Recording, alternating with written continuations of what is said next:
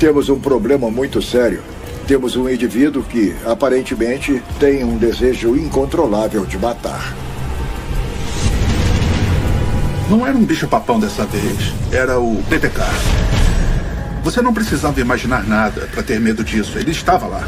O BTK foi um assassino em série que, literalmente, deixou uma marca histórica na cidade de Wichita. Essa pessoa esteve, por um período de mais de 30 anos, planejando e executando assassinatos de homens, mulheres e crianças. Boa noite, temos detalhes exclusivos, uma nova comunicação que pode ser do assassino em série BTK. BTK estava provocando a polícia. Vocês vão encontrar um homicídio. Ele estava provocando todas as mulheres por lá. Um notório assassino manteve Wichita, no Kansas, no fio da navalha por décadas, enquanto se escondia à vista de todos. Agora, o horror da chocante vida dupla do BTK é revelado por uma das pessoas mais próximas dele. Se alguém tivesse me perguntado antes de 2005, eu teria dito que minha vida era praticamente um sonho americano. Eu morei com ótimos pais numa casa grande. E aí descobri que cada dia da minha vida era uma mentira.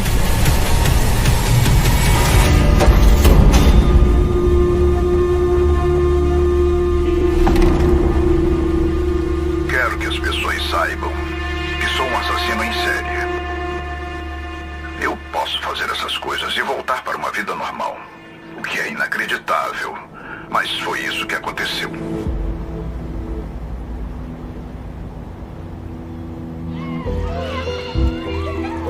Wichita é o tipo de lugar onde as crianças corriam no verão pegando vagalumes e andando de bicicleta.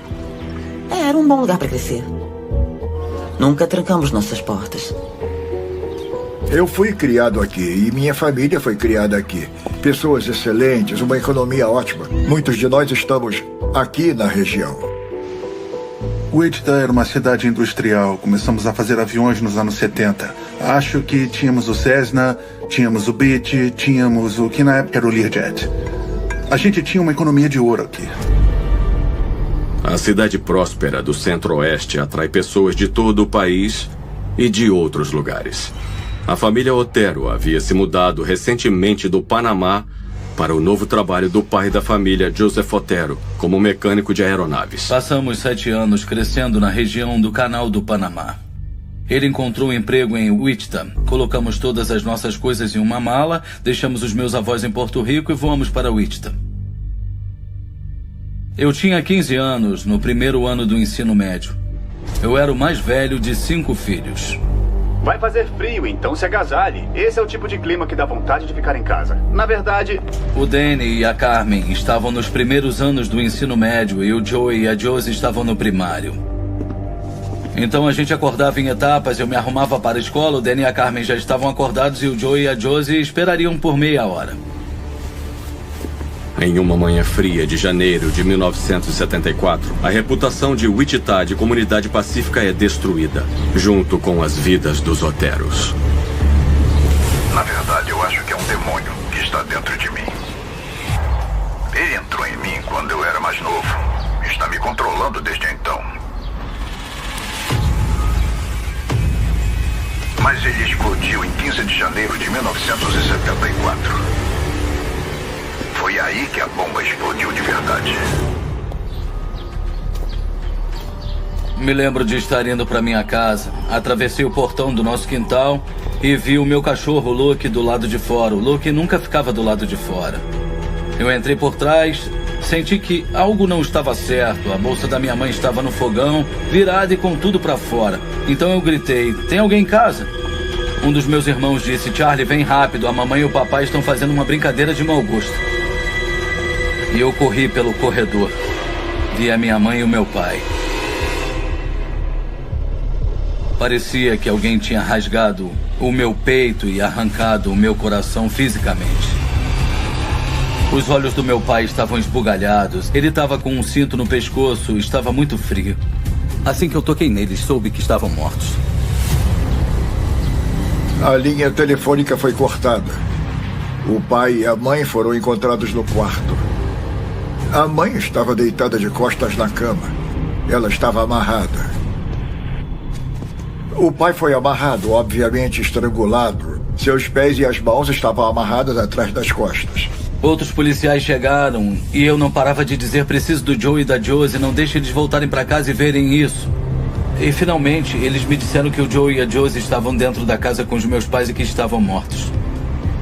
Quase não me lembro de nada depois disso. Até hoje isso parte meu coração. O garotinho estava no quarto dele. Ele também foi amarrado com cordas de cortinas venezianas e tinha plástico e uma camiseta sobre o rosto dele. Ficou claro pelas impressões no tapete que o assassino havia pegado uma cadeira e visto aquele menino sofrer e morrer. Isso deixou os policiais muito chateados. E a garotinha, que tinha 11 anos, estava no porão, na verdade. E tinha sido parcialmente enforcada. Ela tinha uma corda em volta do pescoço que estava pendurada em um dos canos. Ela não foi estuprada, mas tinha sêmen que foi encontrado no porão. Me lembro de chegar na cena do crime e os detetives que normalmente diriam algo estavam quietos. Foi chocante e aterrorizante para todos. A polícia não sabe como explicar os assassinatos bizarros e brutais. Os investigadores partiram da premissa de que a pessoa que cometeu este ato devia ter rancor contra os Oteros. Eles estavam pensando que isso devia ser algum tipo de rixa ou vingança. Alguém não só dedicou muito tempo, mas também aplicou uma grande habilidade naquilo. As autoridades investigam o histórico da família Otero. Eles estudam os nós habilidosos que o assassino amarrou. Procuram crimes semelhantes em Wichita, no estado e no país todo. Eles envolvem o FBI, mas seus esforços não levam a lugar nenhum. E a cidade está muito abalada. Os cidadãos de Wichita estavam em choque. E quando os detalhes começaram a surgir, eles causaram medo no coração da cidade. Foi uma época muito perturbadora. Cidadãos comuns de Wichita, que nunca haviam trancado suas portas antes, de repente estavam trancando todas as portas. Verificavam suas linhas telefônicas. Quando minha família foi assassinada, eu senti um sentimento de vazio no coração. É como se ele não estivesse mais lá. Eu sinto a dor deles, eu sinto a angústia, o que eles sentiram enquanto estavam morrendo. Até hoje eu sinto isso. É uma coisa que parte o meu coração e despedaça a minha alma. Sobre as vítimas, elas eram mais uma conquista ou um objetivo. Uma caça por aquele objeto. As mortes dos Otero ainda estão assombrando Wichita. Quando apenas alguns meses depois, os residentes são abalados por outra matança cruel. A Cat Bright era universitária, estava voltando para casa com o irmão. Alguém tinha invadido a casa quando a Catherine e o irmão dela chegaram. Ele amarrou os dois em quartos separados. O Kevin consegue se livrar das amarras e confrontar o assassino, que atira 2 vezes na cabeça dele. Incrivelmente, ele ainda consegue fugir e correr para pedir ajuda. O assassino percebeu que havia perdido o controle da situação.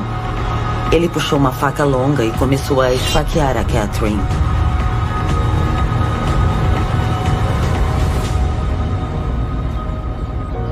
Na época, eles não tinham conectado isso aos assassinatos dos Otero porque o modus operandi simplesmente não era semelhante em nada.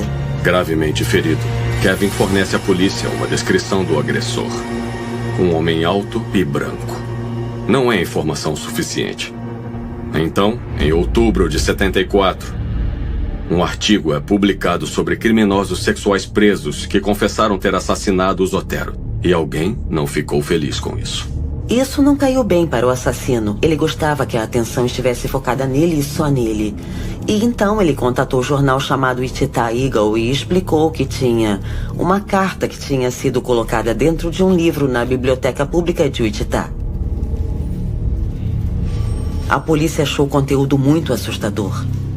Ele compartilhou informações sobre a cena do crime que apenas alguém que esteve lá saberia. Josephine, posição, pendurada pelo pescoço na parte noroeste do porão. Mão amarrada com cordas de cortina. Nó com 4 ou 5 voltas. Você provavelmente me chama de psicótico. Nunca vou saber quando esse monstro entra no meu cérebro, mas ele veio para ficar. Ele já escolheu a sua próxima vítima ou vítimas. Boa sorte na caça. Ele disse, você pode me chamar de amarrar, torturar, matar. Porque é isso que eu faço. Mais tarde, abreviado para BTK. Percebemos imediatamente que talvez tenhamos alguém em nossa comunidade que é um assassino em série. Nesse ponto, você está pensando, precisamos encontrar essa pessoa, ou provavelmente vamos ter outras vítimas. Mas, para surpresa das autoridades, o BTK desapareceu pelo resto de 1974, até 1975 e 1976. E você pensa, onde ele está? Para onde ele foi? Ele está morto? Ele está na cadeia? Ele está matando em outro lugar? Porque estamos sendo informados de que é um assassino em série. E ele vai matar de novo, ou ainda está matando. Alguém que é um psicopata, eles querem se misturar. Eles não querem mostrar quem eles realmente são. Eles vão se camuflando, para que você pense que ele é o seu irmão, o seu vizinho, o seu filho, o seu marido e o seu pai. O meu irmão nasceu em 1975. Ele e eu temos 3 anos de diferença. A minha mãe se lembra de ter dito ao meu pai, sabe? Eu tô preocupada em sair sozinha. O BTK tá por aí matando mulheres. E meu pai disse a ela, não se preocupe, você tá segura.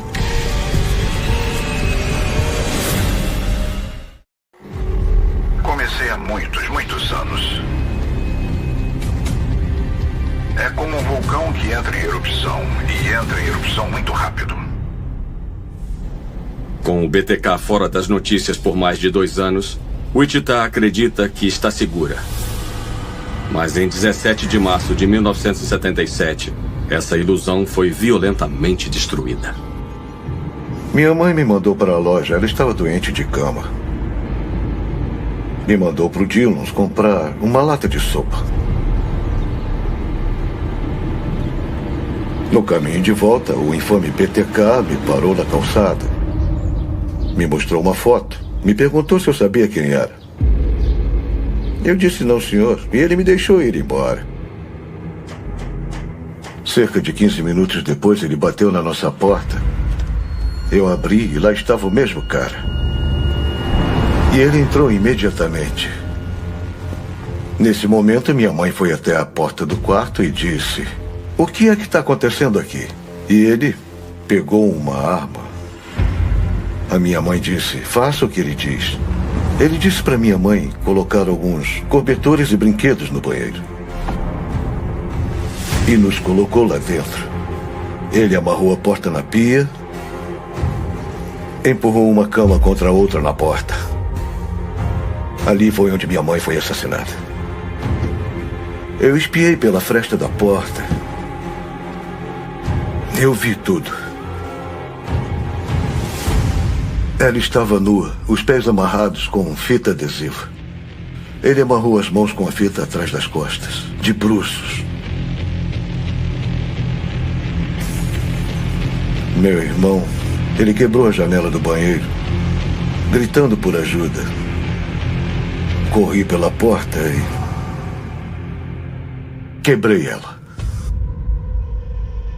Depois que corri tentando desamarrar a corda, eu sabia que não tinha esperança. Se eu pudesse ter soltado a corda, podia ter alguma esperança.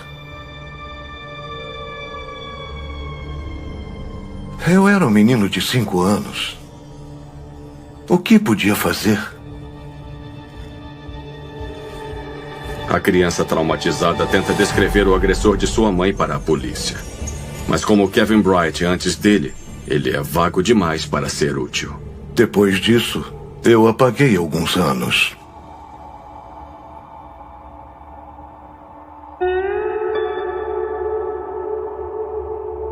Como você se recupera disso? Como uma criança de 5 anos se recupera disso?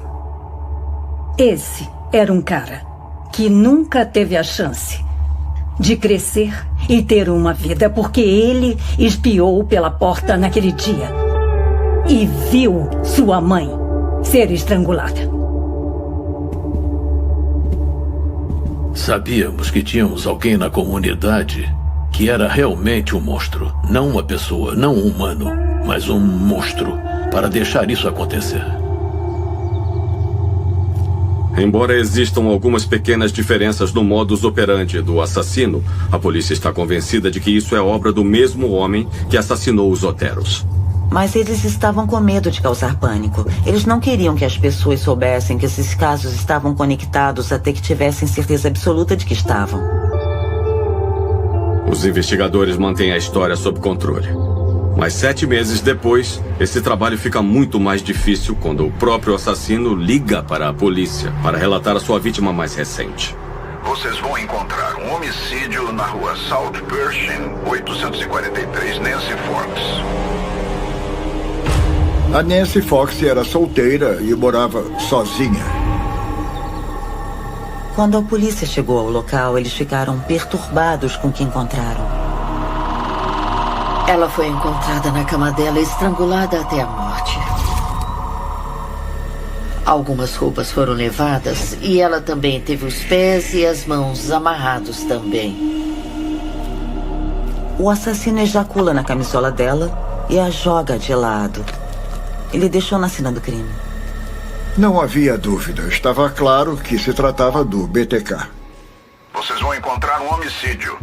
Especialistas em voz estudaram a ligação gravada, principalmente a pronúncia estranha da palavra homicídio. Vocês vão encontrar um homicídio. Mas não dá em nada. Pershing 843. Estamos tentando relacionar essas vítimas e não havia como relacioná-las.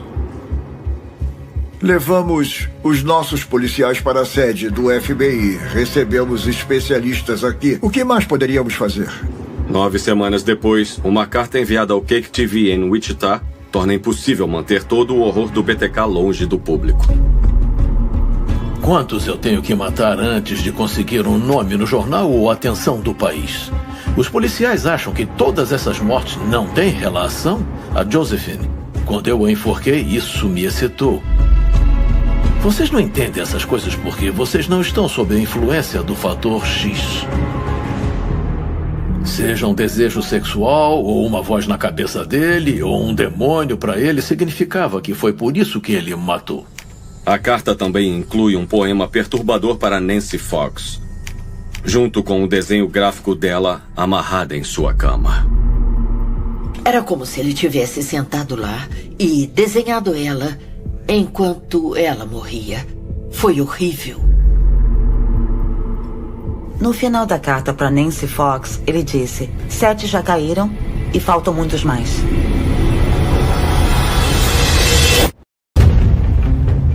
O chefe Lamunion percebe que não tem escolha a não ser informar os cidadãos de Wichita sobre a grave ameaça entre eles. Precisávamos dar um passo à frente e dar a ele o que ele queria, com a ideia de impedi-lo de matar novamente. Conosco agora está o chefe de polícia Richard Lamunion. Temos um indivíduo que aparentemente tem o desejo incontrolável de matar às vezes. Não estávamos só nos comunicando com os cidadãos de Wichita, mas estávamos nos comunicando com ele. Estávamos dizendo: oi, notamos você. Agora trabalhe conosco. Não há dúvida de que a única pessoa que teria o tipo de informação que estava naquela carta só podia ser o próprio assassino. E foi a primeira vez que o público soube algo sobre o BTK. Foi a primeira vez que o público soube que tínhamos um assassino em série. As pessoas ficaram apavoradas. Elas sabiam que a vida tinha mudado para sempre para elas. Ainda assim, nas semanas e meses que se seguiram depois da bomba transmitida pelo Lamunion na televisão, o BTK fica em silêncio de novo e o caso esfria. Um assassino em série vai matar dentro de uma determinada categoria de pessoas, quer sejam garotinhos, enfermeiras, prostitutas, e nesse caso não tínhamos nada disso. As vítimas foram literalmente aleatórias. Os especialistas disseram: os assassinos em série são solitários. Eu estava convencido de que isso não era verdade. Este indivíduo era um membro desta comunidade. E o motivo pelo qual não conseguíamos encontrá-lo foi porque ele era um de nós. Eu nasci em junho de 1978 em Wichita, no Kansas. Nós éramos uma família tão tradicional quanto qualquer outra. Eu não teria pensado que meu pai tinha segredos, porque ele é muito parecido com as pessoas mais transparentes, comuns, normais e mais chatas que você pode conhecer. E é a coisa mais estranha, surreal e horrível descobrir que ele é um psicopata e sádico sexual. No primário eu comecei a ter fantasias sexuais, provavelmente mais do que o normal. Um pouco mais estranhos que outras pessoas. O BTK matou 7 pessoas, chefe. Que tipo de pistas você tem? Honestamente, não temos nenhuma pista sólida. Não temos nada que nos indique qualquer indivíduo em particular.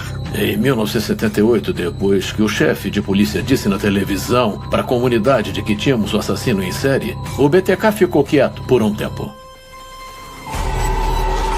Mas por que ele ficou quieto durante esse tempo todo, isso só o BTK sabe. Em 1984, o chefe Lamunion monta uma força-tarefa de investigadores veteranos e novatos com o único propósito de trabalhar no caso BTK. A mídia local o chama de os caça-fantasmas. Acho que vamos resolver o crime. A questão é quando vamos resolver o crime. Os detetives organizam anos de arquivos e os transferem meticulosamente para computadores. Eles desenvolvem novos perfis e listas de suspeitos. Eles falaram com centenas de homens. Descobriram milhares de pistas. Simplesmente não conseguíamos ligar os pontos. Lamunion está grato pelo BTK não ter tirado nenhuma vida em Wichita desde a Nancy Fox em 1977. Pelo menos nenhum conhecido pela polícia. Mas pode ter uma história diferente na rodovia em Park City. Existem 6 cidades que são vizinhas de Wichita. Park City é uma delas. É uma cidade pela qual as pessoas passam na rodovia. Francamente, não param lá. Para a jovem Carrie Rawson, Park City é a sua casa e coração. Tínhamos 3 quartos. O meu era em frente ao dos meus pais. Meu pai ficava encarregado das coisas da rua e minha mãe com as coisas de casa. O meu pai gostava de sentar num determinado lugar e gostava das coisas do jeito dele. Não era pra mexer nas coisas dele. Era melhor levar o meu pai lá pra fora e cuidar do jardim com ele ou dar um passeio com ele. Quando você é criança, você descobre essas coisas sobre seu pai e então meio que aprende a como lidar com ele. E eu passei muito tempo com os meus pais, principalmente com meu pai. A gente acampava, pescava. Nós éramos praticamente obrigados a ir à igreja todos os domingos. Apenas uma família americana normal. Sabe? No Centro-Oeste. Muitas vezes eu falava que meu pai era o meu melhor amigo.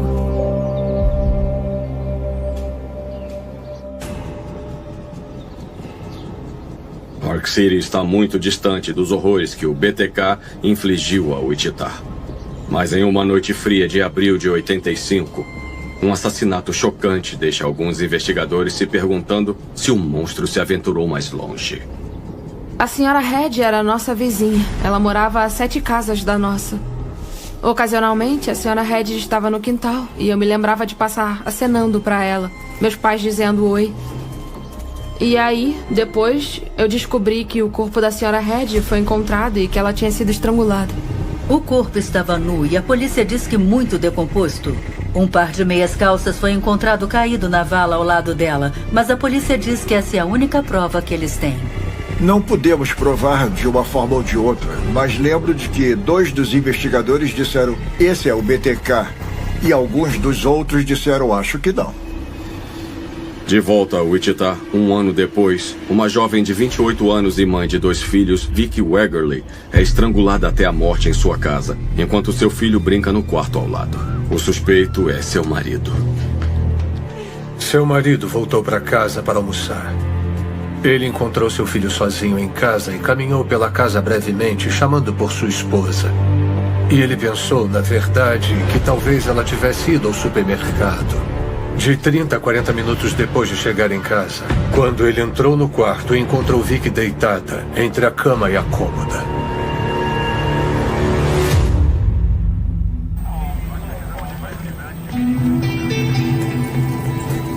Naturalmente, a polícia vai suspeitar do marido, porque esse é sempre o primeiro suspeito, número 1.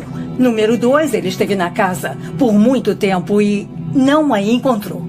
Mas o caso nunca foi resolvido, nunca chegou a existir uma prisão. No final de 1986, pelo que a polícia de Wichita sabe, o BTK não tinha tido nenhuma vítima há uma década. 2 anos depois de ter sido formada para capturá-lo, a força-tarefa dos caça-fantasmas foi dissolvida. Não capturaram o cara, mas construíram uma base sólida, como uma rocha. Em 1988, o chefe Lamunion pendura seu distintivo. Quando me aposentei, os arquivos estavam em ordem. Era um caso arquivado. Mas era um caso em aberto. Você nunca fecha um caso como este. Nós tínhamos feito tudo o que podíamos fazer na época. E ainda assim, a dor de não ter capturado o assassino permanece. Como policial, você tem tudo sob controle. E aqui está uma situação que você não pode controlar. Foi tão frustrante que não conseguimos identificar esse indivíduo. Extremamente frustrante. Em 1991, não se sabia se o BTK havia atacado por quase 14 anos. Então, mais uma vez, outro crime horrendo em Park City deixa alguns policiais acreditando que o assassino ainda podia estar caçando. A Dolores Davis morava sozinha com 1 ou 2 gatos. E as circunstâncias do caso dela eram intrigantes. Alguém havia jogado um bloco de concreto na porta do pátio dela. A minha irmã ligou e disse que a nossa mãe tinha sumido. Então eu fui para lá imediatamente. Quem te contou e como você descobriu isso? A cena é descoberta pelo namorado de Davis. Além do bloco de concreto e do vidro quebrado, ele vê os sapatos dela empilhados e os lençóis tinham sumido da cama. A busca por Dolores Davis se arrasta por dias. O filho Jeffrey chega de avião de sua casa em Orlando bem a tempo para as piores notícias possíveis. O corpo de Dolores foi encontrado sob uma ponte na zona rural do condado de Sedgwick. Ela estava amarrada na cintura. Ela tinha começado a se decompor. Havia uma máscara de porcelana no chão, não muito longe de seu corpo. Em casos assim, trabalhamos para a polícia de Park City e para o escritório do xerife de Sedgwick. Eles conseguiram confirmar que ela tinha sido transportada no próprio carro. Mas fora isso, a polícia realmente não estava trabalhando com muitos dados. Isso foi coberto pela mídia local, mas apenas como mais um assassinato não resolvido. Com o passar dos anos, as pessoas começam a se perguntar o que aconteceu com o assassino em série BTK. Há uma teoria de que ele foi preso por outro crime em outro lugar. Outra teoria de que ele estava fora do país e a outra teoria de que ele estava morto. Alguns acreditavam que ele ainda morava bem aqui entre nós. Eu não conseguia acreditar que ele ainda estaria morando na nossa comunidade. Como eu estava enganado.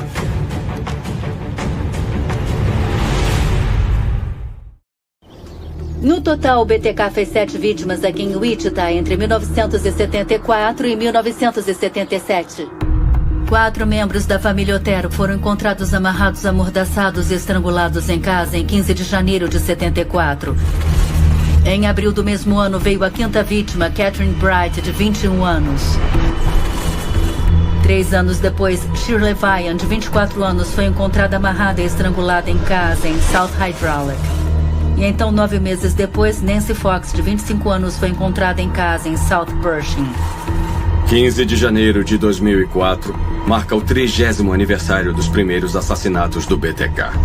A mídia escreve histórias sobre ele, observando que um assassino em série cuja última vítima conhecida foi estrangulada há 27 anos não pode esperar ser lembrado. Um criminologista local conversou com a mídia sobre o aniversário dos assassinatos dos Otero. E ele falou sobre como muitos dos alunos dele nunca tinham ouvido falar do BTK, porque tinha passado muito tempo.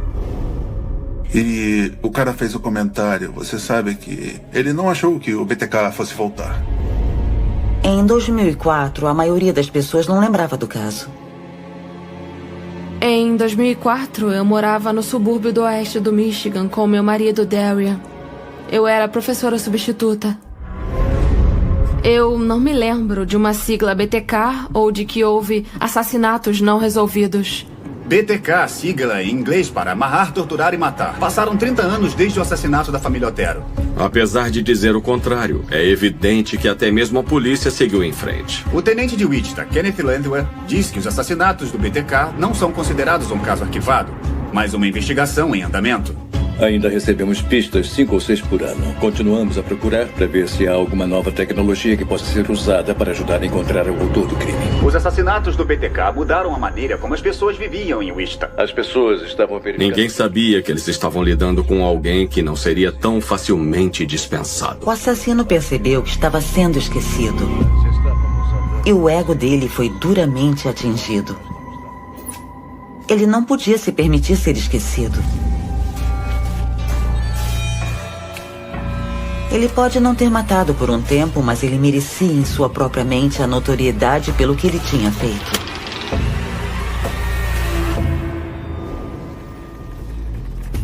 Então BTK enviou uma carta ao Eagle para nos informar que ele ainda estava lá e que ainda era uma grande ameaça. A carta suspeita é entregue aos investigadores de homicídios Kelly Otis e Dana Gold. Eram fotos polaroides da Vicky Wegerly, deitada no chão do quarto dela. Uma cópia da carteira de motorista dela estava no mesmo pedaço de papel que nunca foi recuperada depois da morte dela.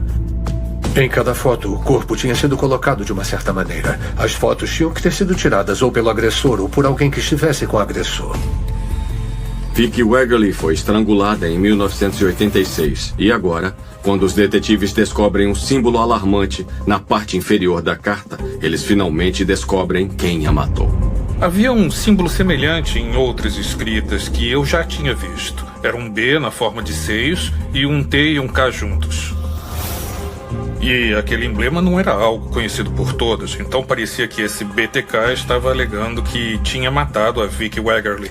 Se for verdade, isso significa que a jovem mãe foi a 8ª vítima do notório assassino e tira o peso da suspeita do marido dela depois de quase 2 décadas. Os detetives enviaram a carta para o supervisor deles, o tenente Ken Landwehr. Ele olhou para as fotos de Vicky Wegerly, olhou para nós e disse: senhores, vão para casa, beijem suas famílias, vamos trabalhar por muito, muito tempo. E ele estava certo. Boa noite, temos detalhes exclusivos. Uma nova comunicação que poderia ser do assassino em série BTK. Agora a polícia acredita que BTK está vivo e morando em Wichita. A marca registrada do BTK é escrever cartas ao jornal detalhando seus assassinatos e provocando a polícia. Todo mundo estava em estado de choque. A gente disse, de jeito nenhum, não é verdade. Não pode ser que ele ainda esteja por aí. As pessoas que tinham idade suficiente para lembrar dos assassinatos originais do BTK começaram a sentir esse medo familiar. E se esse cara atacar de novo? Agora há uma geração inteira de pessoas que não tiveram medo do BTK.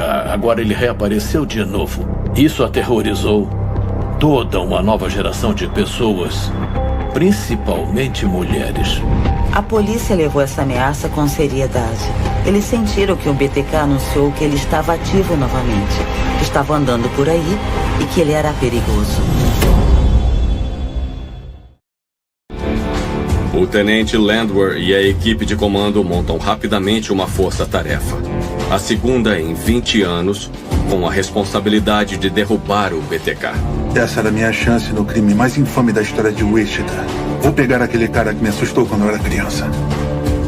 Em 24 horas tivemos mais de 200 denúncias e nas primeiras 48 horas estávamos chegando perto das 700. Esta nova força-tarefa não está iludida sobre o quanto poderia ser difícil pegar o elusivo assassino em série. Ainda assim, agora eles têm uma grande vantagem em relação à polícia de 3 décadas atrás. Acreditamos que tínhamos o DNA do BTK. E isso é algo que os investigadores dos anos 70 nunca tiveram. Em 86, sangue e pele foram removidos sob a unha de Vicky Wegerly, mas o teste de DNA conclusivo ainda estava a anos de distância. Quando o sêmen foi encontrado nas cenas dos Otero e da Fox, o DNA não era nem cogitado. Em 2004, a ciência tem provas irrefutáveis. Tínhamos o mesmo perfil de DNA no caso dos Otero, no caso da Nancy Fox e no caso da Vicky Wegerly. Então, ao invés de tentar descobrir onde uma certa pessoa que foi denunciada estava em 1974 ou 1976, precisávamos de uma amostra de DNA. Nas denúncias, tínhamos mais 5.000 para trabalhar. As amostras reais foram em torno de 1.700 a 1.800. No dia 4 de maio, uma segunda carta que acredita-se ser do BTK é entregue à Cake TV. Essa carta contém 13 títulos de capítulos, aparentemente para um livro e um caça-palavras feito em casa. Nós encontramos as palavras que falam sobre o modus operandi dos assassinatos dele. Acho que ele estava se exibindo, acho que ele tinha orgulho de nos contar como cometeu esses crimes. Ficou claro que ele queria contar a história ao invés de ter outras pessoas contando a sua história. Então, a ideia dele foi de que iria superar todo mundo e ia continuar a escapar. A coisa que mais me assustou eram os capítulos. O último capítulo foi intitulado Vai Ter Mais? Isso matou a gente de medo. As comunicações continuam vindo. Dentro de um mês, uma terceira carta é descoberta colada na parte de trás de uma placa de pare em uma rua movimentada. O conteúdo é perturbador, à medida que detalha os assassinatos da família Otero. Ele mencionou onde cada vítima foi encontrada, que roupas estavam usando, como foram amarradas e que tipo de nós foram usados. Em 17 de julho, uma quarta carta ameaçando mais assassinos é deixada na Biblioteca Pública de Wichita.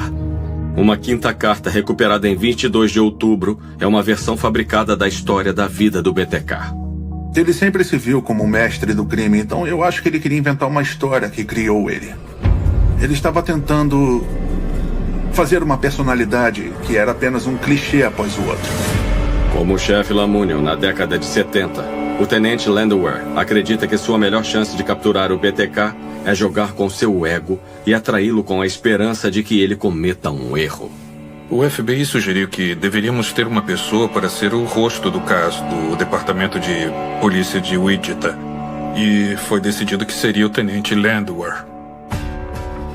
E não consigo pôr em palavras a importância que o Kenny teve nisso. O Kenny disse, vamos ter um roteiro.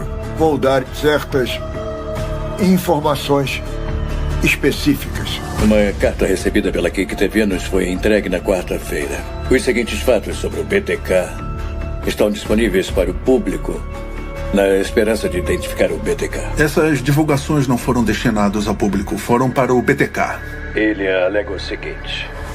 Ele nasceu em 1970. Mantenha ele falando. Nenhum criminoso, exceto talvez o Zodíaco, continuou a se comunicar com a polícia e não foi capturado. Tínhamos que massagear o ego dele. Este é um dos casos mais desafiadores com os quais eu já me envolvi. O tenente Landwehr dizia, eu realmente acho que o BTK seria uma pessoa muito interessante para se conversar. E isso foi um tipo de convite ao BTK para que ele se conectasse com ele. Muito obrigado.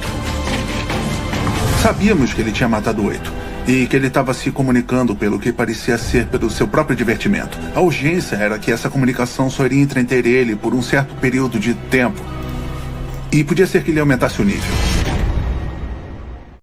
Sentimos que ele está tentando se comunicar conosco.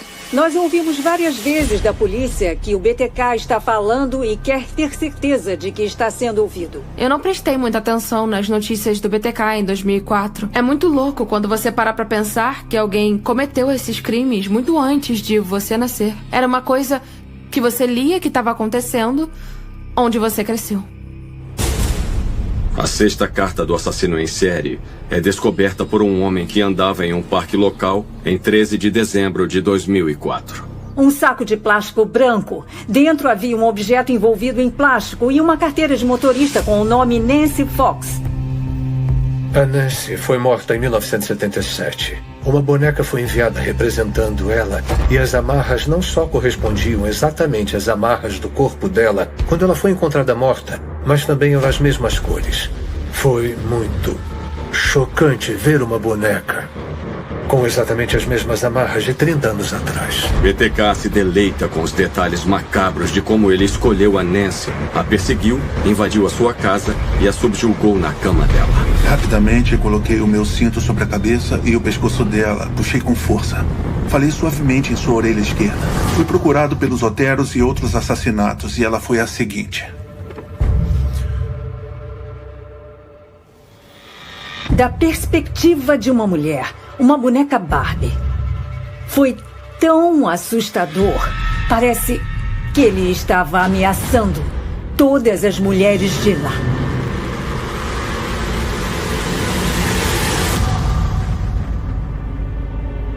A carta seguinte, a 7ª do BTK, ameaçada a desaparecer para sempre, graças a um funcionário de um depósito de material de construção que encontrou algo na carroceria de sua caminhonete. Ele viu o que pareceu ser lixo. Ele pegou, jogou na lixeira do lado de fora da casa dele e saiu de férias. Esse funcionário não percebeu o significado, não a reconheceu como uma pista importante. Em 25 de janeiro de 2005, Cake TV recebe o último contato do assassino. Um cartão postal. Diz referência Rua 6977 ao norte da Rua Sêneca. Conteúdo: uma caixa de cereal. Me avisem se vocês ou a polícia receberam o número 7 no depósito de material de construção. Imediatamente fomos naquele dia, na esquina da Rua 69 com a Rua Sêneca, e achamos a caixa de cereal. Essa é uma área isolada entre Valley Center e Park City.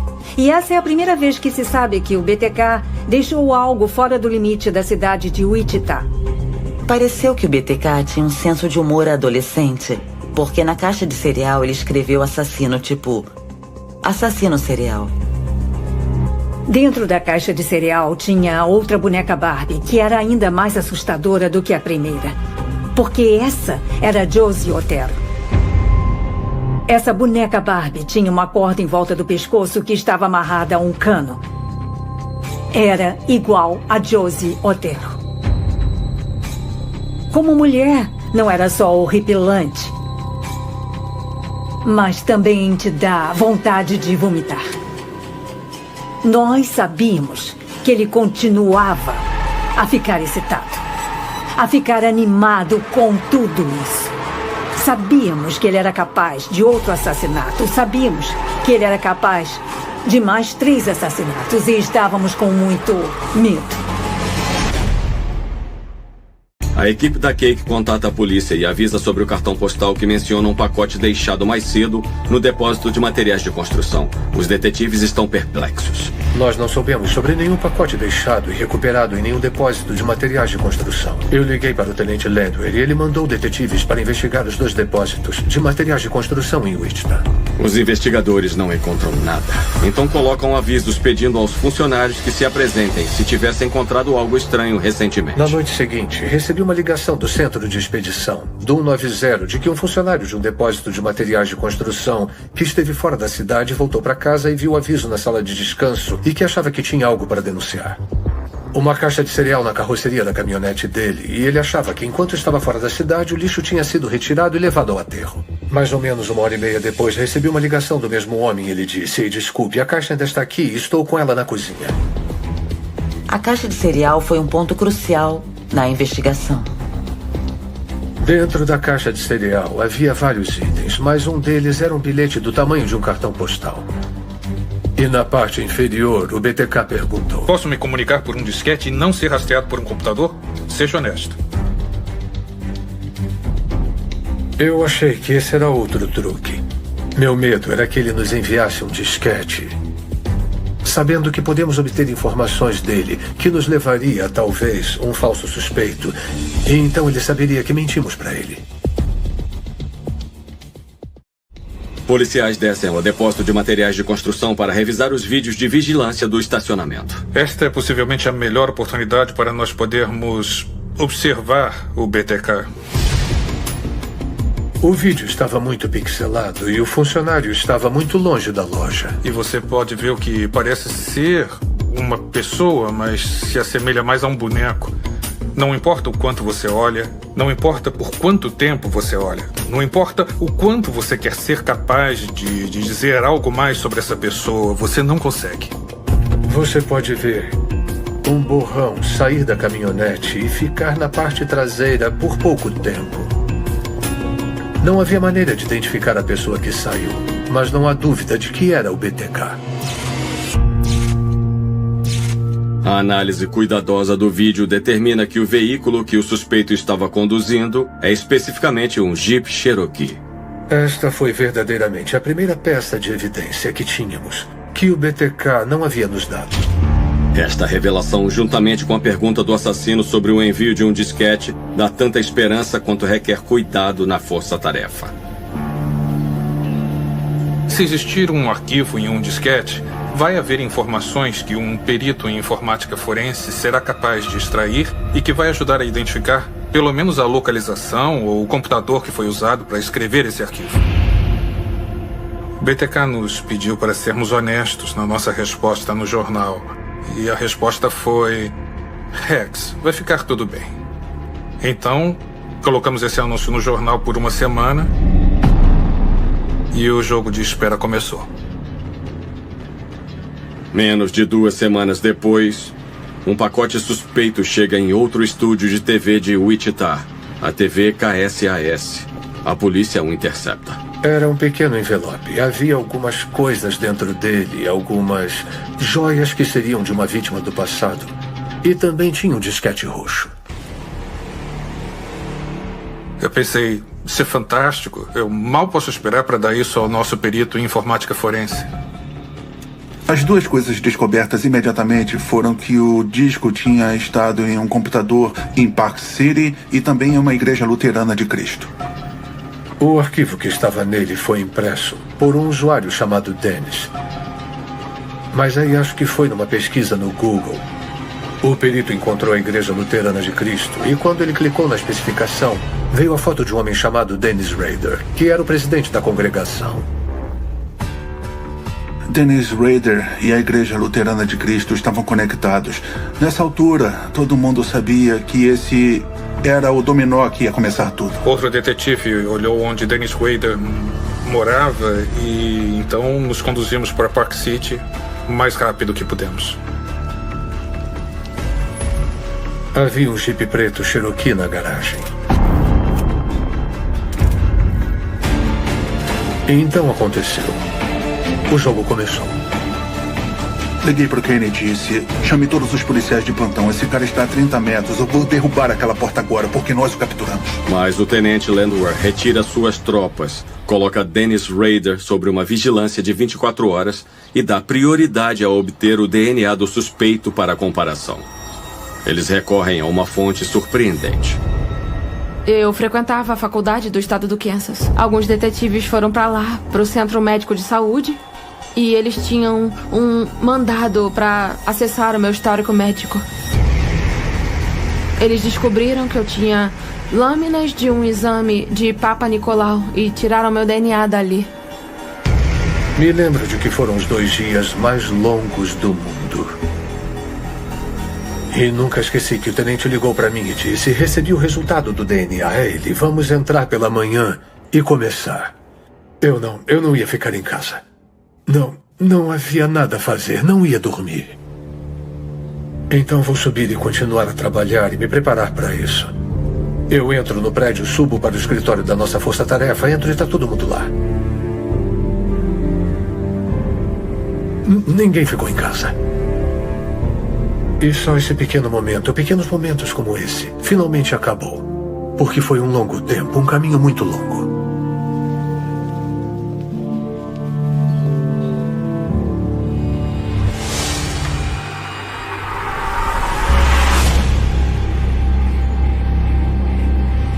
Estávamos nas nossas posições, ouvimos uma movimentação e estávamos estacionados do lado da casa, na rua da frente. Ele passava todos os dias porque ele ia para casa para o almoço.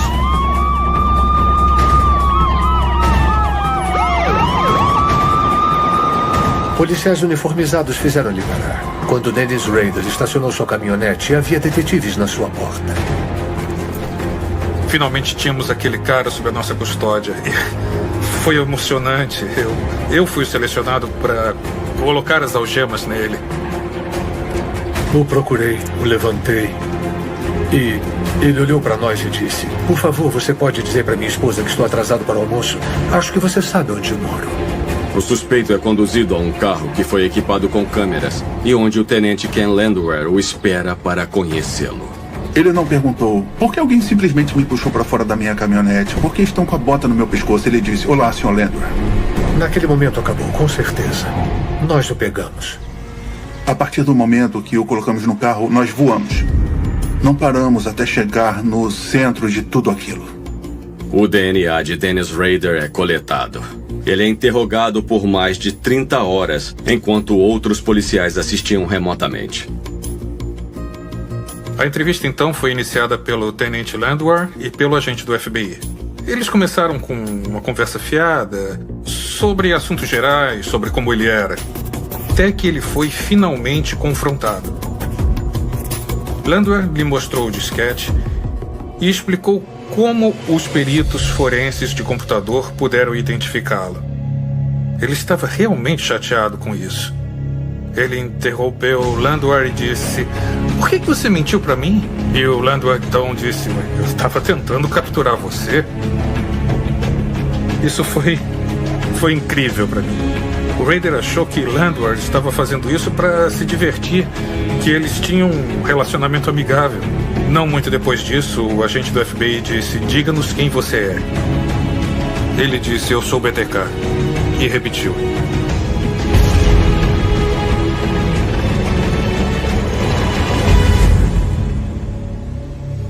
eu sou a filha do Dennis Rader, que é também conhecido como assassino em série BTK, que assassinou 10 pessoas inocentes entre as décadas de 70 e 90. Conheci meu marido Darren em 1998. Eu estava no meu primeiro ano de faculdade e ele era calouro. Namoramos por 3 anos, aí noivamos e casamos em dezembro de 2003. Meu pai nos ajudou com a mudança para o Michigan e aí eu comecei a dar aula como professora substituta no outono de 2004. Ouvi baterem na minha porta e eu lembro de mal abrir a porta porque meu pai sempre me ensinou a ter cuidado com estranhos porque talvez eles possam tentar entrar na sua casa. Ele disse que era do FBI. E aí ele disse: você é Carrie Rawson? O seu pai é o Dennis Rader? Você é de Wichita? E eu disse sim. Então ele disse: seu pai é o BTK. Foi nesse momento que eu fiquei completamente desorientada. Eu entrei em choque, eu acho. Eu não estava entendendo bem o que ele estava tentando dizer. E aí eu meio que comecei a ter flashbacks da minha infância. Enquanto o agente do FBI me entrevistava, meu marido estava o tempo todo do meu lado, segurando a minha mão. Foi muito intenso. Foi como se estivesse fora do meu corpo. Você tá em choque e confuso. Nada tá certo e tudo parece uma loucura. Ao mesmo tempo, de volta ao Kansas, a mãe de Carrie também está recebendo as notícias devastadoras. A esposa de Dennis Rader esteve inicialmente totalmente em defesa dele. De jeito nenhum, vocês capturaram o cara errado. Ela estava muito irritada com o departamento de polícia e com a gente por prender o seu marido. Um dos meus maiores medos era que invadissem minha casa. E aí tem esse momento surreal, onde tem um estranho na sua casa te notificando de que o seu pai é a pessoa que invade a casa das pessoas. Naquele momento, eu percebi que a nossa vizinha, a senhora Head, foi assassinada. E aí eu disse ao agente que, quando eu tinha 6 anos, a senhora Head foi estrangulada. E aí na minha cabeça passou que o BTK estrangulava as mulheres. Eu sabia disso porque tinha lido sobre ele. E foi quando eu senti dentro de mim que podia ter sido meu pai. Porque eu tive uma lembrança de estar dormindo com a minha mãe na cama dela por causa de uma tempestade. E eu sabia que meu pai tinha saído aquela noite. E aí eu disse ao agente: eu não acho que o assassinato da senhora Head tenha sido resolvido. E aí eu disse: o meu pai não estava em casa. Antes da prisão do meu pai, ele era procurado por 8 assassinatos. Então, agora eu tô sentada aqui, dando a eles basicamente um 9º assassinato. Sentia que estava entregando o meu pai. O mistério dos assassinatos de BTK pode estar perto do fim. É isso mesmo. A polícia de Wichita e os oficiais da cidade confirmaram hoje que o suspeito levado para interrogatório ontem é de fato o BTK. Sabemos que ele tem 59 anos, é casado, tem 2 filhos crescidos e era o encarregado de compliance de Park City. Ele listou como seus hobbies criar filhos, acampar e jardinagem. E agora todos estão só tentando entender como o homem que todos conheceram como presidente da congregação nesta igreja, membro da administração da cidade, poderia ser o BTK. Minha visão sobre ele era que era um marginal, um solitário. Alguém com o cabelo desgrenhado. E ele era totalmente o oposto disso. Na década de 70 até a de 80, ele trabalhou para a DT, a empresa de alarme. Ele está na sua casa, instalando o sistema de alarme. E é um assassino em série. Ele é um escoteiro líder e ele iria acampar com seu filho. E ele também é o assassino em série com a atividade mais longa na história dos Estados Unidos. Quando ele começou a confessar, o estresse aumentou imediatamente. Ele confessou os 8 homicídios conhecidos do BTK e então mais 2 homicídios que ocorreram naquela área de Park City. Ele confessou os assassinatos de Marine Head e Dolores Davis. Marine Red morava logo abaixo da rua do Dennis Rader. Provavelmente eles se viram ao retirar o lixo. Oi, Dennis. Oi, Marine. Como você está? E ele começou a planejar o que iria fazer com ela.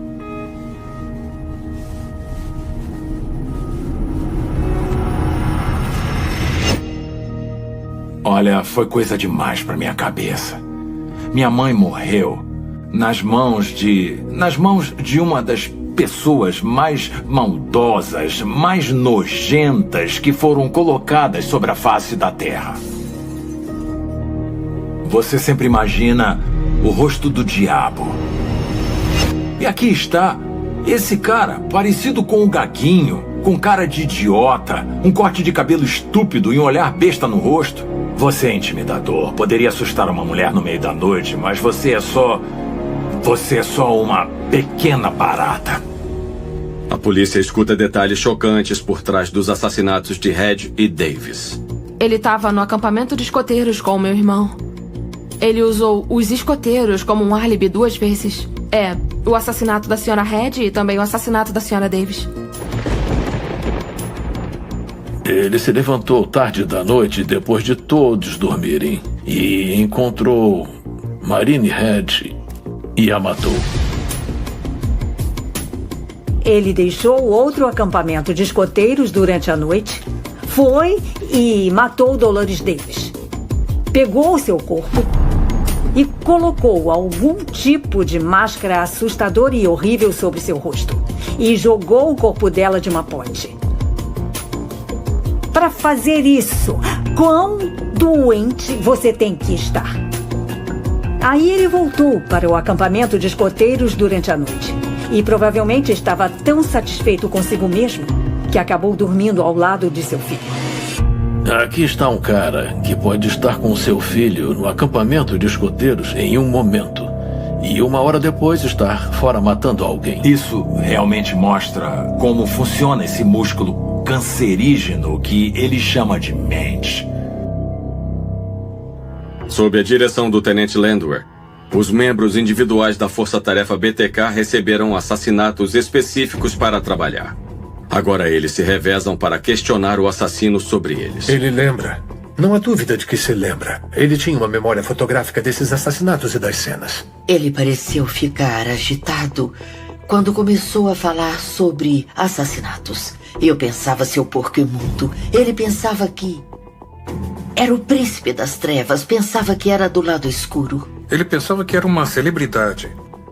Que nós deveríamos estar honrados de estar no quarto com ele para compartilharmos essa experiência com ele. Ele quase tomou o papel de instrutor. Quando ele estava nos falando sobre os casos, era assim é como me preparei para isso, pois fortalecer as pessoas é mais difícil do que você pensa. BTK usou uma pequena bola de apertar que mantinha na mesa de cabeceira. Escrito nela estava o lema "Vida é boa". Ele usou essa bola para fortalecer suas mãos para que possa estrangular mais facilmente suas vítimas. Isso me incomoda até hoje. Ele era um homem sem alma. E ele foi a pessoa mais malvada que eu conheci. É muito difícil ouvir as pessoas chamando ele de monstro, ou chamando ele de mal, ou dizendo que Ele devia caminhar no sol até fritar. Essas são as coisas que as pessoas dizem na minha cara. É difícil pra mim ouvir isso, porque essa não é a pessoa que eu conheço. Sabe, as pessoas gostam de dizer: toda a sua vida foi uma mentira, porque você viveu com o BTK, você nunca viveu com um homem que achou que viveu. Sim, mas ainda assim eu vivi com meu pai.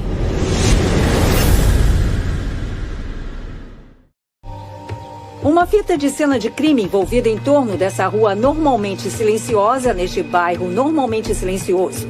Os vizinhos acordaram esta manhã com o fato de que um assassino em série dormiu próximo a eles por muitos anos. E para muitos neste bairro sossegado, ele estava vivendo uma vida comum. Ninguém espera que o assassino seja uma pessoa tão comum. Dennis Rader era um dos 4 meninos. Cresceu aparentemente numa família estável. Meu pai tinha voltado para casa da Força Aérea no verão de 1970. Ele conheceu a minha mãe na igreja do Cristo Luterano. Ambos disseram que foi amor à primeira vista. Ele foi alguém que fez escolhas muito focadas para manter 2 partes de sua vida muito separadas. Ele gostava de ser um assassino, mas também gostava de ser visto como um homem de família.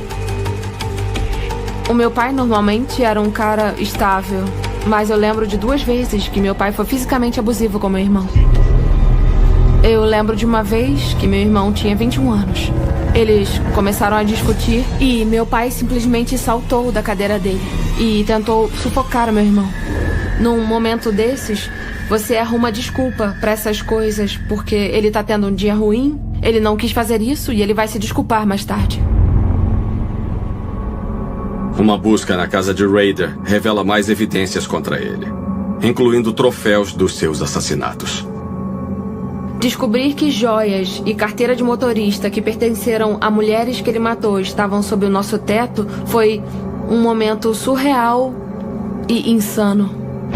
Rader diz à polícia que ele tinha kits para seus crimes, pastas ou sacos de pano contendo cordas e outras ferramentas para ajudar em seus assassinatos. Ficou claro que ele não era esse mestre do crime. Ele fez um par de coisas muito bem, exceto pelo último casal de vítimas. Ele foi muito aleatório. Ele nos disse onde encontraríamos o que ele descrevia como uma mina de ouro. Evidências de cada caso.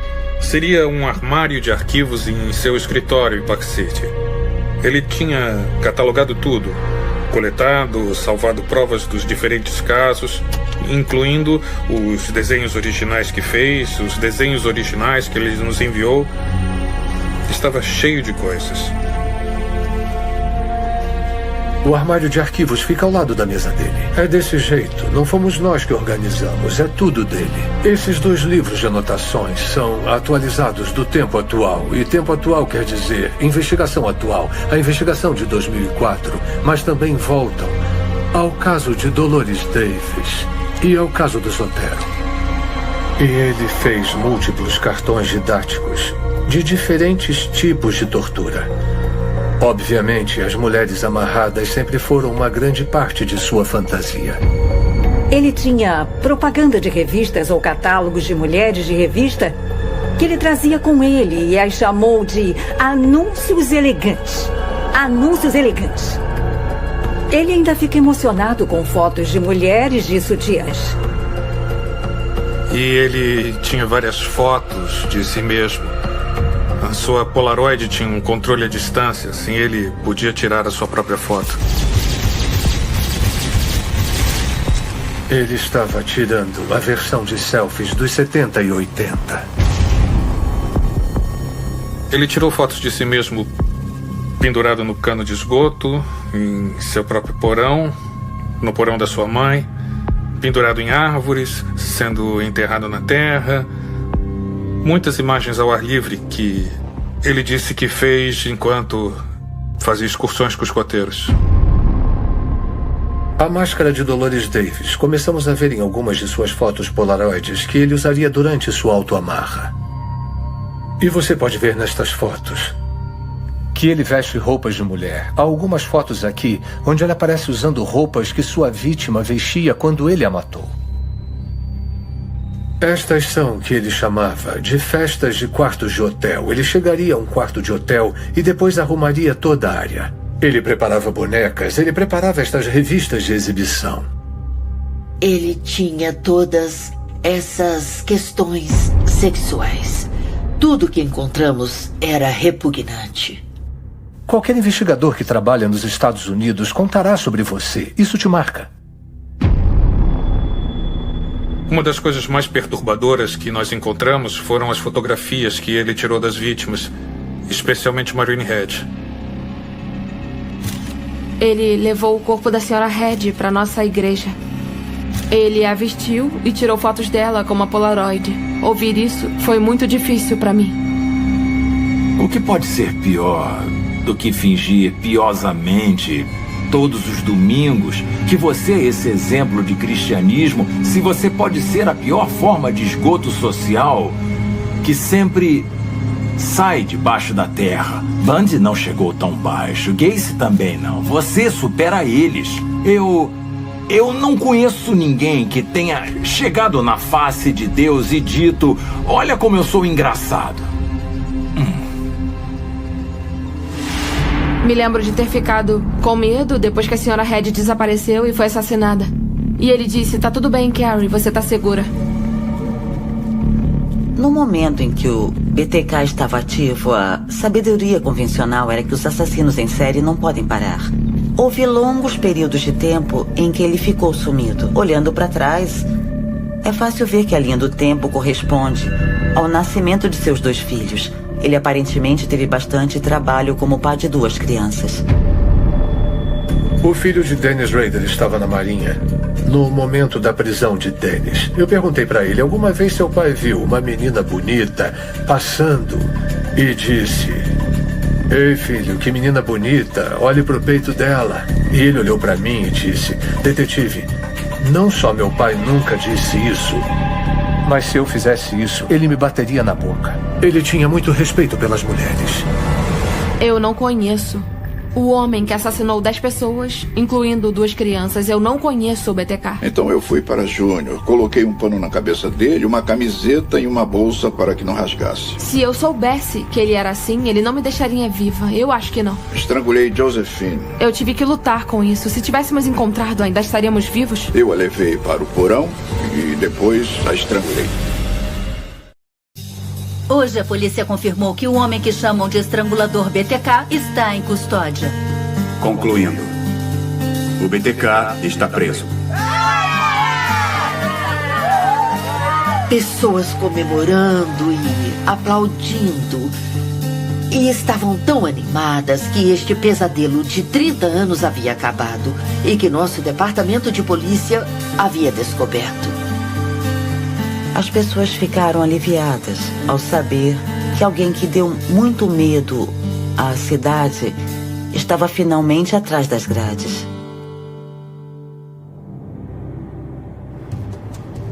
Todos os âncoras estavam aqui, todos os repórteres estavam aqui, todos os principais noticiários da TV. Boa noite, sou Caroline do Centro CNN de Atlanta. A manchete de hoje: suspeito assassino BTK. Um grande dia para o nosso país. A polícia conseguiu... Parecia que o mundo não podia conseguir informações suficientes sobre este caso. Portanto, foi um grande evento para nossa cidade, para nosso estado, para nosso país, para a aplicação da lei em geral. Eu estava em um choque imenso. A lista de vítimas de BTK... Eu estava vendo fotos de mulheres e crianças assassinadas e desenhos, ouvindo a voz dele na gravação. Vocês encontrarão um homicídio. A mídia começou a aparecer no nosso condomínio de apartamentos. E o meu marido me disse: nós temos que ir para casa. Eu voei para casa e minha mãe estava esperando com minha tia e meu tio. Minha mãe estava chorando e eu me deitei na cama dela e eu continuei dizendo: eu sinto muito, mãe, eu sinto muito, eu sinto muito. Minha mãe disse desde o início que parecia que meu pai havia morrido. Em 25 de fevereiro, meu pai estava morto. Após várias audiências de moção, Dennis Rader eventualmente se declara culpado. O juiz ordena que ele reconte seu crime no tribunal, o que ele faz com detalhes a sangue frio. Não, eu acho que isso era parte da minha fantasia. Essas pessoas foram selecionadas. Fiquei absolutamente pasmo quando ele começou a falar sobre cada um dos assassinatos, porque ele falou sobre matar pessoas, como se você falasse com alguém lavando sua roupa ou comprando uma dúzia de donuts casualmente, despreocupado e sem emoção. Estrangulei a senhora Otero. Ela não fez mais força? Ou desmaiou? Eu achei que ela estava morta. Ela desmaiou. Ele não tinha empatia por essas vítimas. A única coisa que o preocupava era satisfazer o demônio que o estava controlando. E aquele demônio o controlava. Depois disso, a senhora Otero acordou e... Eu não sabia sobre como minha família havia morrido. Até que ele fez a sua confissão. Ele disse que minha mãe falou que Deus te perdoe pelo que você está fazendo. E isso partiu o meu coração, saber que a minha mãe disse essas coisas a um homem enquanto ele estava matando a sua família na frente dela. E foi aí que eu a estrangulei até a morte, naquele momento. Deveriam ter pegado ele depois dos Otero. Se isso tivesse acontecido, meu irmão e eu não estaríamos vivos, mas estaria bem com isso, porque isso significa que outras 6 pessoas ainda estariam vivas. Em agosto de 2005, a audiência de condenação de Dennis Rader começa. A promotora pública Nuala Falston está determinada a trazer à luz todas as profundezas da sua depravação.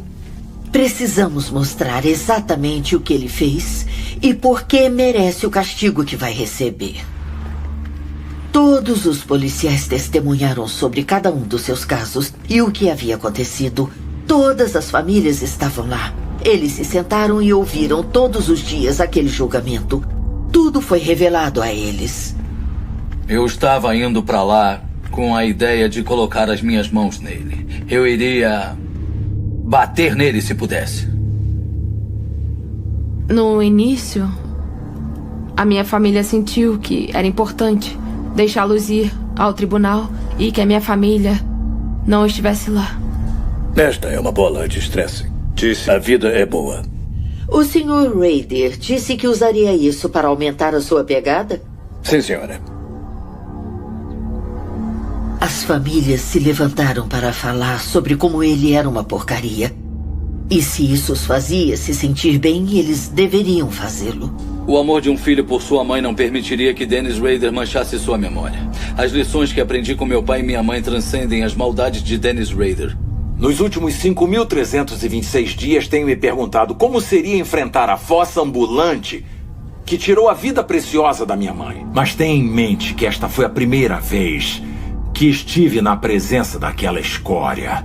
Eu tinha trabalhado literalmente por 6 meses para afiar a declaração de impacto daquela vítima para que seja clara. Cada palavra tinha uma intenção e um propósito específico que era espetá-lo. Deste ponto em diante, declaramos nossa independência da tirania de suas ações enquanto você inicia sua lenta e dolorosa descida ao inferno. Escolheremos nos elevar acima de nossa dor.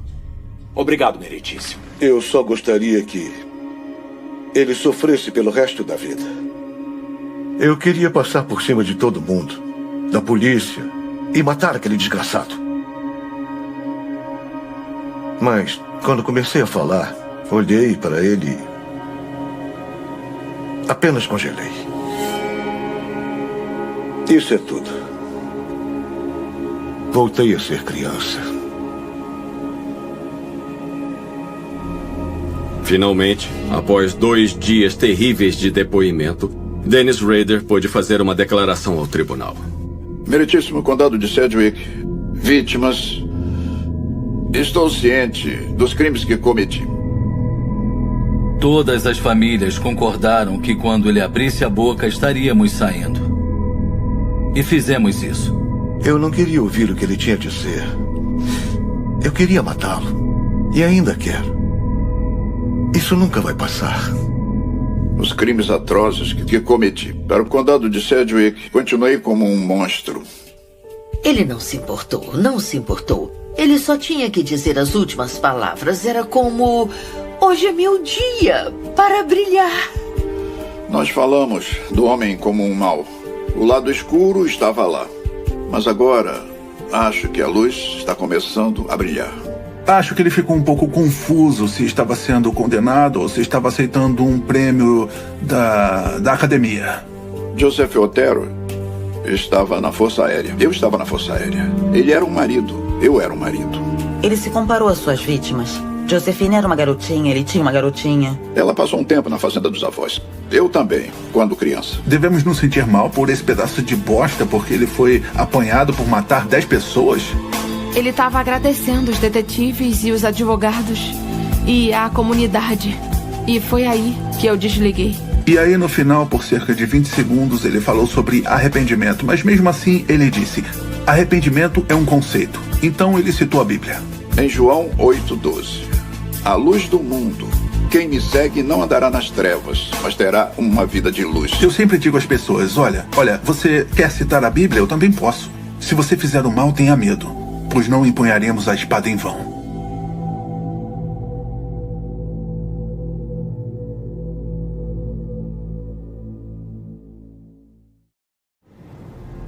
Nenhum dos assassinatos de Dennis Rader ocorreu quando a pena de morte era lei no Kansas. Então, em 18 de agosto de 2005, ele foi condenado a 10 sentenças consecutivas de prisão perpétua. Essa foi a sentença mais forte que o juiz tinha à sua disposição. Ele não podia fazer mais nada. O tenente Landwehr reuniu as famílias uma por uma e passou muito tempo respondendo às perguntas que elas tinham. E acho que ajudou, mas eles nunca terão justiça. Por outro lado, é justiça contra Dennis Rader, porque Dennis Rader agora vive em uma cela de 8x8. Ele fica 1 hora por dia em uma área cercada. Ninguém mais o escuta, ninguém tem mais medo dele. Ele não consegue machucar as pessoas. Ele está pensando todos os dias na perda de sua família e no egoísmo que levou para tomar a vida dos membros da família de outras pessoas. Fiquei desanimada, meio triste.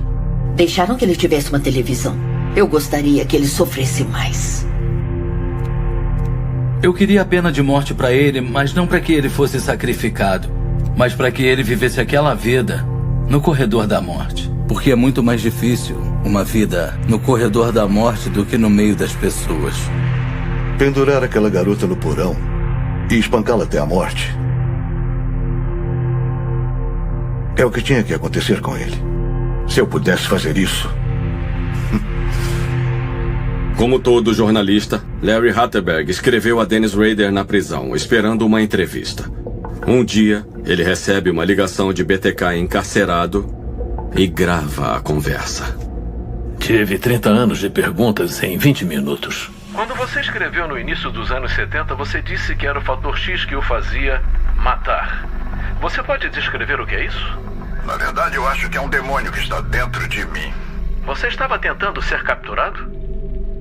Não, eu não penso assim. Não, eu não estava planejando ser capturado. Apenas brinquei de gato e rato muito tempo com a polícia. Eu ia começar uma nova história.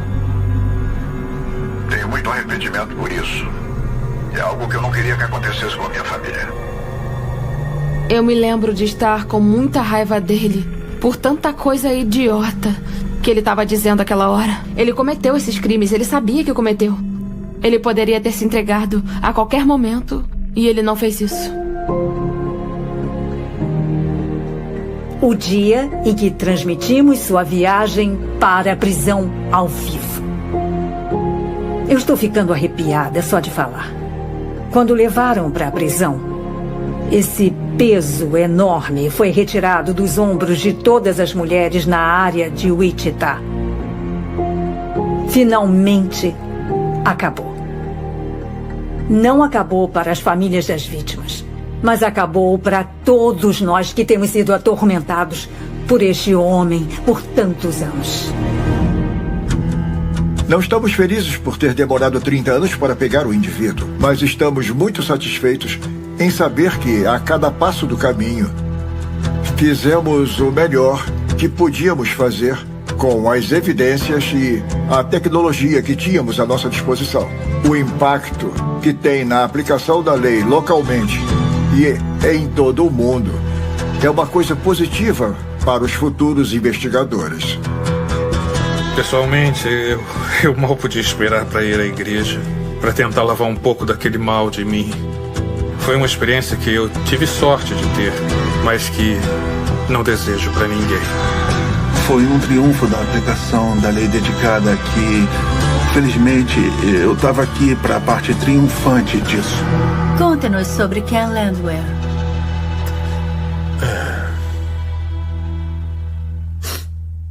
Eu não esperava por isso. Desde que o BTK apareceu em março, recebemos mais de 2.000 pistas. Kenny era um homem maravilhoso, mas ele não está conosco, mas você o amaria eternamente. E foi o plano de Kenny Landwehr que trouxe o resultado final, que foi a prisão de BTK. A estratégia de Kenny Landwehr era sólida e funcionou muito bem. Ele era um ícone no departamento de polícia de Wichita e uma das melhores pessoas que já conheci. E depois de anunciar sua aposentadoria, ele foi diagnosticado com câncer e morreu meses depois. Mas graças a Deus, pegamos Dennis Rader antes que Kenny morresse. Isso honrou um colega e policial incrível.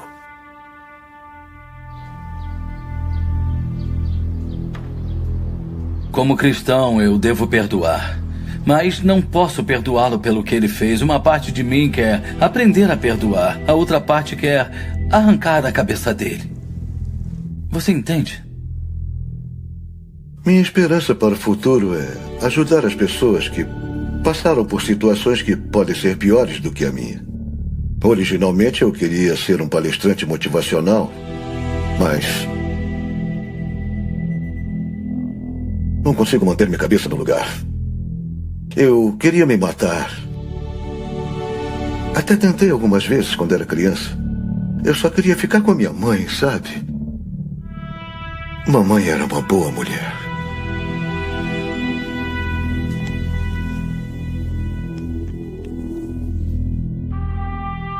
No final do projeto do livro, eu estava esgotada. Minha saúde foi prejudicada, estava afetando o meu casamento e eu acabei saindo da redação, saindo do jornalismo. Realmente foi a história de uma vida, mas teve um impacto pessoal real.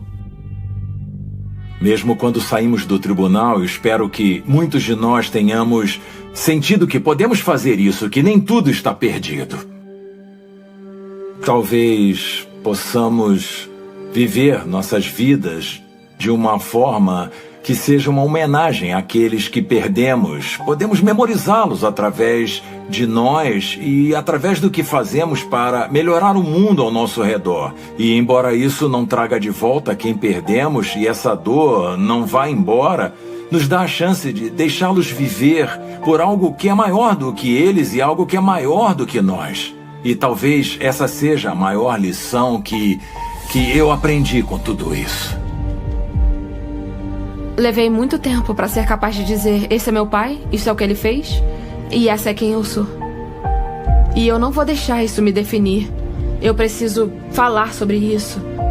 E eu queria ajudar pessoas que também sobreviveram a abusos e vivem com TEPT e ansiedade e depressão.